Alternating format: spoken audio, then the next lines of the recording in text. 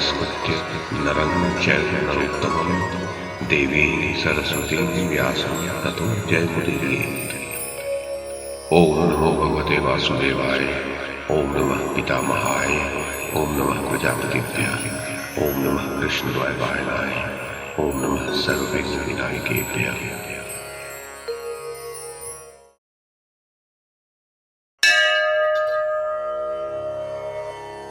वैशंपायन जी कहते हैं, जनमेजय, इसी समय भीमसेन भी धर्मराज की आज्ञा ले विशाल सेना के साथ पूर्व दिशा को जीतने के लिए चले।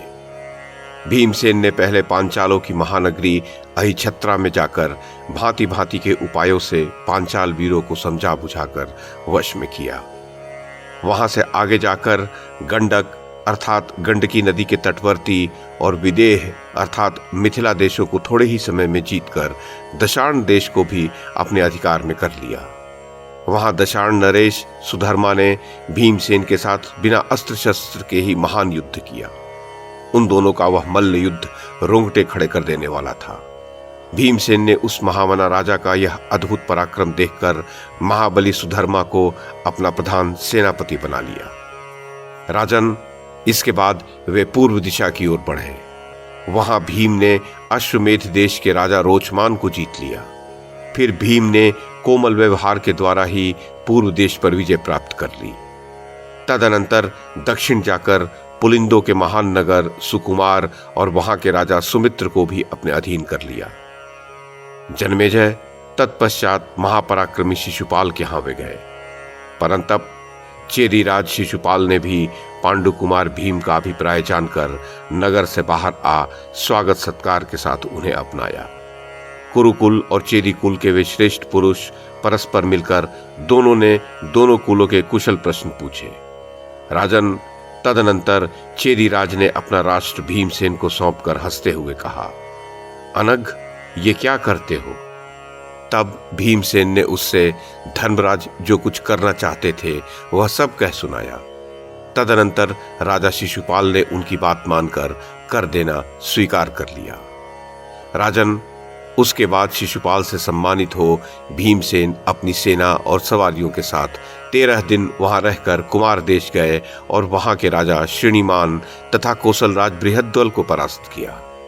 इसके बाद अयोध्या के धर्मज्ञ नरेश दीर्घ यज्ञ को कोमलतापूर्ण व्यवहार से वश में कर लिया। तत्पश्चात गोपाल कक्ष और उत्तर कौशल देश को जीतकर मल्ल राष्ट्र के अधिपति पार्थिव को अपने अधीन कर लिया। इसके बाद हिमालय के पास जाकर सारे जलोद्भव देश पर थोड़े ही समय में अधिकार प्राप्त कर लिया। इसी प्रकार भीमसेन ने अनेक देश जीते और भल्लाट के समीपवर्ती देशों तथा शुक्तिमान पर्वत पर भी विजय प्राप्त की। फिर भीमसेन ने समर में पीठ न दिखाने वाले काशीराज सुबाहु को बलपूर्वक हराया। इसके बाद पांडुपुत्र भीम ने सुपार्श के निकट राजराजेश्वर कृत को हराया। मत्स्य, महाबली मलद, अनग और अभय नामक देशों को जीतकर पशु भूमि अर्थात नेपाल स्थित पशुपतिनाथ के निकटवर्ती स्थान को भी सब ओर से जीत लिया। वहां से लौटकर भीम ने मदधार पर्वत और सोमधेर निवासियों को परास्त किया। इसके बाद भीम ने उत्तराभिमुख यात्रा की और वत्स भूमि पर अधिकार जमा लिया। फिर क्रमशः भर्गों के स्वामी, निषादों के अधिपति तथा मणिमान आदि बहुत से भूपालों को अपने अधिकार में कर लिया। तदनंतर दक्षिण मल्लदेश तथा भोगवान पर्वत को भीमसेन ने अधिक प्रयास किए बिना ही वेगपूर्वक जीत लिया। शर्मक और वर्मकों को उन्होंने समझा बुझाकर ही जीत लिया। विदेह देश के राजा जनक को भी पुरुष सिंह भीम ने अधिक उग्र प्रयास किए बिना ही परास्त किया। फिर शकों और बर्बरों पर छल के द्वारा विजय प्राप्त की। विदेह देश में ही ठहरकर भीम ने इंद्र पर्वत के निकटवर्ती 7 किरात राज्यों को जीत लिया। इसके बाद सुहम और प्रसुम देश के राजाओं को युद्ध में परास्त करके मगध देश को चल दिए। मार्ग में दंडधार तथा अन्य राजाओं को जीतकर उन सब के साथ वे गिरिव्रज नगर में आए। वहां जरासंध कुमार सहदेव को सांत्वना देकर उसे कर देने की शर्त पर उसी राज्य पर प्रतिष्ठित कर दिया और उन सब के साथ भीम ने कर्ण पर चढ़ाई की। पांडव श्रेष्ठ भीम ने पृथ्वी को कंपित करते हुए चतुरंगिणी सेना के साथ शत्रुघाती कर्ण के साथ युद्ध छेड़ दिया। भारत, उस युद्ध में कर्ण को परास्त करके अपने वश में कर लेने के पश्चात बलवान भीम ने पर्वतीय राजाओं पर विजय प्राप्त की। तदनंतर पांडुनंदन भीमसेन ने मोदागिरी के अत्यंत बलिष्ठ राजा को अपनी भुजाओं के बल से महासमर में मार गिराया। महाराज, तत्पश्चात भीमसेन पुंडरक देश के अधिपति महाबली वीर राजा वासुदेव के साथ, जो कोसी नदी के कछार में रहने वाले तथा महान तेजस्वी थे, जा भिड़े। वे दोनों ही बलवान एवं दुस्सह पराक्रम करने वाले वीर थे। भीम ने विपक्षी वासुदेव अर्थात पौंड्रक को युद्ध में हराकर वंग देश के राजा पर आक्रमण किया।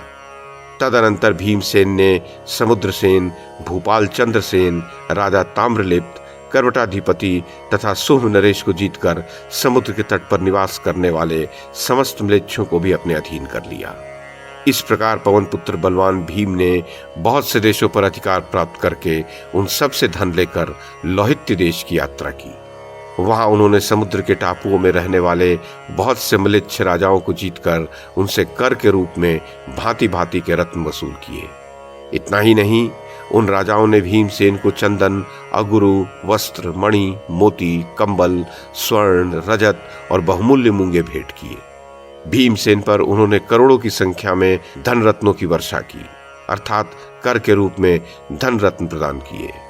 भयानक पराक्रमी भीम ने इंद्रप्रस्थ में आकर वह सारा धन धर्मराज को सौंप दिया।